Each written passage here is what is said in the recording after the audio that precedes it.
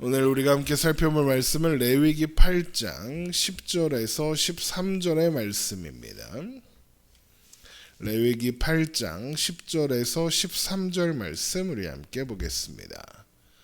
레위기 8장 10절에서 13절의 말씀 우리 한 목소리로 읽겠습니다. 모세가 관유를 가져다가 성막과 그 안에 있는 모든 것에 발라 거룩하게 하고 또 제단에 7번 뿌리고 또 그 제단과 그 모든 기구와 물두멍과 그 받침에 발라 거룩하게 하고 또 관유를 아론의 머리에 붓고 그에게 발라 거룩하게 하고 모세가 또 아론의 아들들을 데려다가 그들에게 속옷을 입히고 띠를 띄우며 간을 씌웠으니 여호와께서 모세에게 명령하신 것과 같았더라. 아멘. 아론과 그의 아들들을 제사장으로 세우는 위임식이 임명식이 진행되고 있죠. 첫 번째로 진행된 예식은 모세가 아론과 그의 아들들을 씻기고 아론에게 대제사장의 예복을 입히는 것이었습니다. 그리고 나서 모세는 출애굽기 29장과 30장에 기록되어 있는 관유에 대한 규례를 따라서 준비한 관유를 성막과 성막의 모든 기구에 발라 거룩하게 하고 또한 아론에게 부어 아론을 거룩하게 했습니다. 레위기 8장 10절입니다. 모세가 관유를 가져다가 성막과 그 안에 있는 모든 것에 발라 거룩하게 하고 또 제단에 7번 뿌리고 또 그 제단과 그 모든 기구와 물두멍과 그 받침에 발라 거룩하게 하고 또 관유를 아론의 머리에 붓고 그에게 발라 거룩하게 하고 관유는 몰약과 육개, 창포와 계피, 감람기름을 섞어서 만드는데 오직 성막과 성구를 거룩하게 구별할 때와 또 어떤 사람을 구별하여 하나님 앞에 세울 때만 사용할 수 있는 기름입니다. 관유는 대제사장으로 세워지는 아론에게 먼저 부어지는데 이는 대제사장이 일반 제사장과는 달리 성소 안의 기구들처럼 성막의 일부로서 하나님께 거룩하게 구별된 존재라는 것을 의미하게 됩니다. 그래서 하나님은 출애굽기 30장에서 관유를 일반 백성들이 임의로 사적인 용도로 만드는 것을 금지하시고 또 관유를 사사로이 만들어서 몸에 붓는 자는 백성 중에서 끊어질 것이다 라고 경고하셨습니다. 이렇게 하나님께서 관유를 사사로이 만들거나 또 사사로이 붓지 못하게 하신 것은 관유가 하나님께 어떤 물건이나 사람을 그러니까 거룩하게 구별하셨다는 것을 상징하기 때문에 그렇습니다. 그리고 이것은 하나님만이 거룩을 정하시고 거룩함의 기준이 되신다라는 의미가 있는 겁니다. 그런데 이것을 임의로 제작하여 임의로 누군가에게 붓는다. 그것은 인간이 자기 멋대로 그 기준을 정하겠다. 거룩함의 기준이 내가 되겠다라는 의미가 되는 거죠.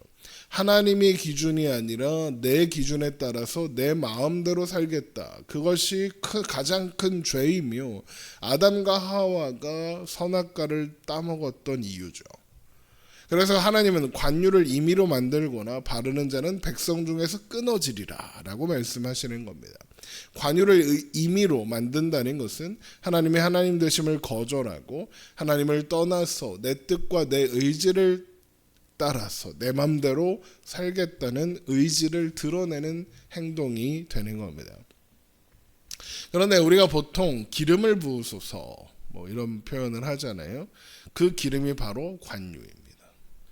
그리고 오늘 본문에서 확인할 수 있는 것처럼 기름 붓는 예식은 하나님을 섬기는 일에 사람들을 봉헌할 때 하는 예식이었습니다. 그리고 성경에서 기름을 부어 구별하는 존재는 대제사장만이 아니라 왕과 선지자도 포함됩니다. 대제사장, 왕, 선지자가 기름 부어 세우는 존재들이죠.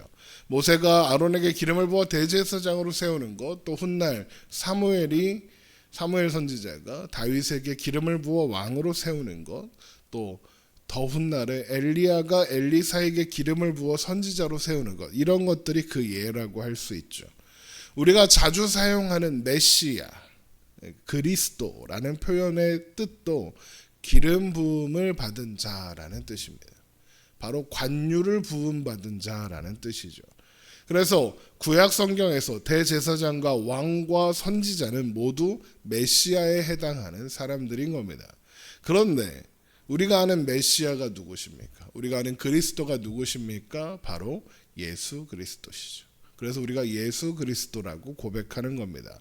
그렇다는 것은 하나님께서는 예수님을 대제사장이시며 왕이시며 선지자로 기름 부음 받은 메시아로 그리스도로 우리 가운데 보내셨다라는 의미가 되는 겁니다.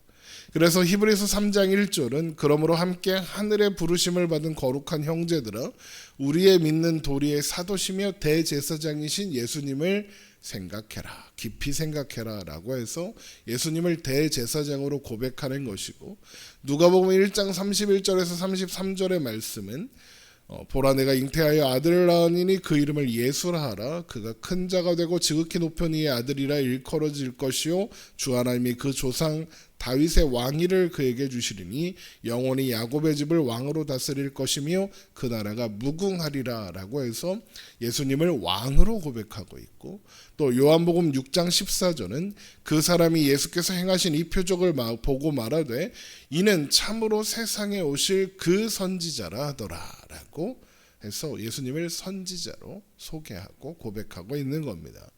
이렇게 예수님은 그를 믿는 모든 자를 구원하시기 위하여 대제사장으로 또 왕으로 선지자로 메시아로 이 땅에 오신 분인 겁니다.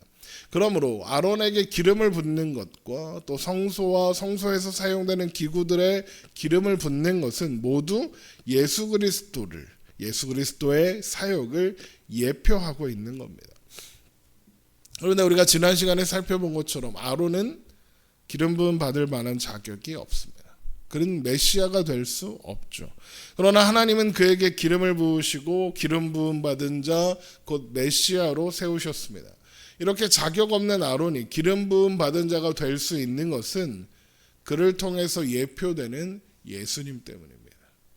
예수님께서 이 땅에 오셔서 기름 부음 받은 자 그리스도 메시아로서의 사역을 완성하셨기 때문에 그분을 믿음으로 의지하는 모든 자들이 동일한 기름을 부음을 받을 수 있었기 때문입니다.